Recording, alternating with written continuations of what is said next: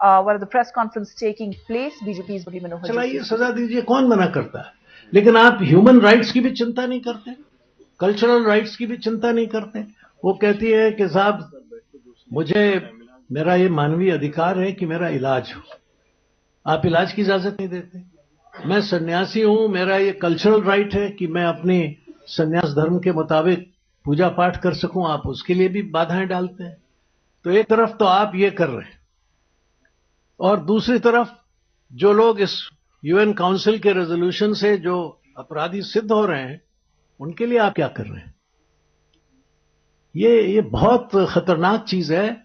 मैं ध्यान दिलाना चाहूंगा देश का कि इस तरह की गलत नीतियों से देश में विभाजन पैदा होता है, देश में अलगाव पैदा होता है और सांप्रदायिक तनाव पैदा होता है। और इसकी पूरी जिम्मेदारी इस समय तो गृह मंत्री श्री शिंदे जी और उनकी पार्टी पर है।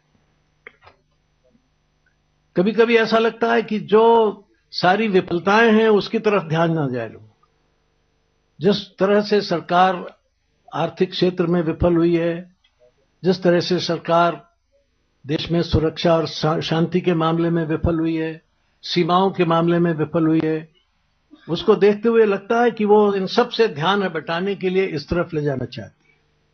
मैं अभी लखनऊ गया था, वहां मुझे बताया गया कि एक कोई रिटायर्ड जज हैं और कोई रिटायर्ड पुलिस के अफसर हैं, वो कुछ हस्ताक्षर करवा रहे हैं कि अयोध्या में जो भूमि विवादित है उसके एक हिस्से में कोई स्तंभ बना दिया जाए। कैसे हो सकता है? मामला सुप्रीम कोर्ट में पड़ा है, रामलला का मंदिर वहां विद्यमान है। अब ये नया क्यों लाया जा रहा है, ये क्यों उठाया जा रहा है ये सवाल? फिर वही, ताकि ध्यान इधर से विफलता से हटके उधर चला जाए और लोगों का ध्यान वास्तविक जो सरकार की विफलता है उससे हटके दूसरी तरफ चला जाए। ये कुछ ऐसी चीजें हैं जो बहुत देश के लिए चिंता का कारण बन सकती हैं। हम इन सारी प्रवृत्तियों का तीव्र विरोध करते हैं। हम ये चाहते हैं कि सरकार की गलत नीतियां, उनके गलत काम ये बराबर जनता के सामने लाए जाएं और हम लाते रहेंगे। और ये जो उसकी सांप्रदायिक तुष्टीकरण की नीति है, इसका भी हम घोर विरोध करेंगे और संसद में ये सवाल उठेगा। हम ये नहीं चाहते कि संसद की कार्रवाई ध्वस्त हुआ करे, लेकिन हम ये जरूर चाहते हैं कि वो लोग जो इस तरह के बयान देते हैं, वो क्या संसद में उनको आने दिया जाए या उनकी बातें सुनी जाएं या उनको बोलने दिया जाए? ये सवाल आज प्रमुख है।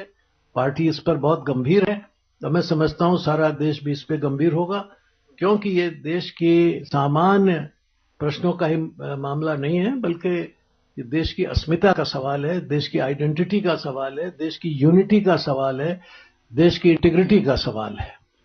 इसके बारे में जो मैंने अभी बोला है ये शायद आपको मिल भी जाएगा, उसके डिटेल्स और भी हैं, वो भी आपको मिल जाएंगे।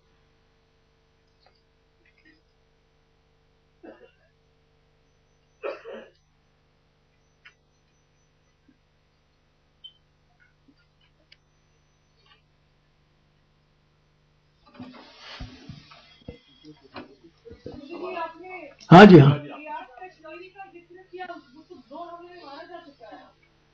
तो वो कुछ है इनके पास माइक वगैरह?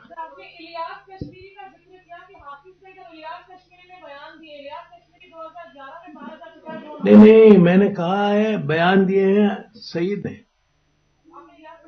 नहीं, इलियास कश्मीरी ने इसका फायदा उठा करके इस बारे में नहीं कहा कि भारत ने इसको बैन कर देना चाहिए, वो कर देना चाहिए। उन्होंने क्या किया है वो मैं बता सकता हूं आपको।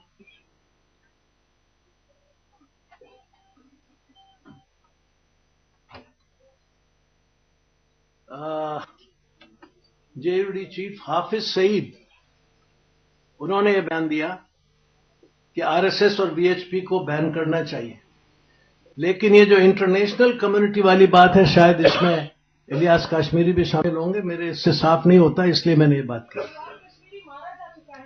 अरे भाई ये बात तो 2008-9 की है। हाँ ठीक है, यू आर राइट। हाँ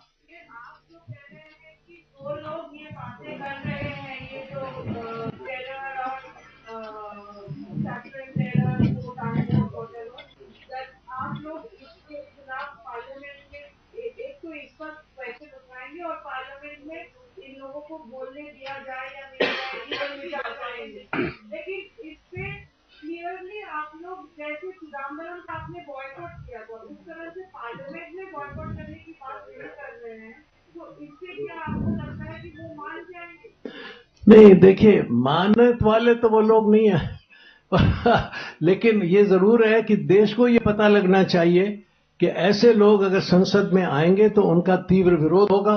उनकी बात की उनकी क्रेडिबिलिटी क्या है, वो क्या करें, क्या कहना चाहते हैं, क्या करना चाहते हैं।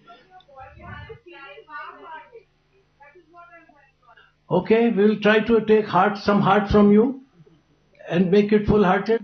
जिसकुला जी आप